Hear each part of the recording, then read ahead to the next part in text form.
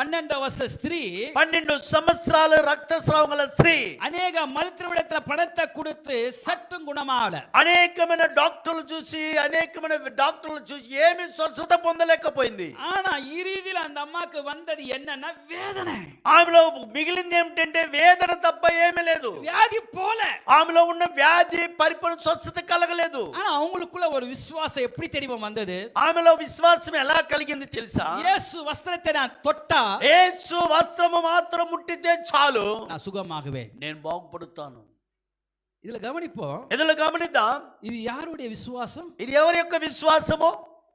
அந்த அம்மாக்குள்ள வந்த நம்பிக்கை. ఆ స్త్రీలో ఉన్న విశ్వాసం, ఆమెకు వచ్చిన విశ్వాసం. యేసుக்கு தெரியாம டச் பண்ணாரு. యేసుని తెలియకుండా ఆమె వస్త్రాన్ని పోయి ముట్టింది. அந்த தொட்ட உடனே வஸ்திரத்திலிருந்து வல்லம் அப்படியே புஷ்னி இறங்கி యేసును ముట్టినటువంటి యేసులో ఉన్న ప్రభావం ఆమెలోకి వచ్చింది. அவங்க வியாதி சுகமாகப்பட்டது. ఆమె వ్యాధి బాగుపడింది. இதுல கவனிக்க வேண்டிய வார்த்தை என்ன? ఇందులో గమనించవలసిన మాట, యేసు திரும்பி திரும்பி பார்க்கறாரு. యేసు తిరిగి తిరిగి చూస్తున్నాడు. என்ன தொட்டது யாரு? నన్ను ముట్టింది ఎవరు? தெரியாதா அவருக்கு? அவருக்கு తెలీదా?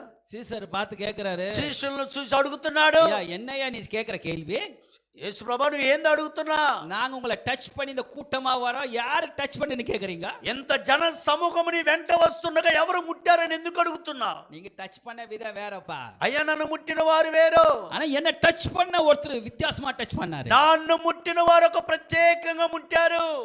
அது எப்படி தெரியுமா? అది నీకెట తెలుసు? విశ్వాసத்தோட, విశ్వాసముతో. హల్లెలూయా. హల్లెలూయా.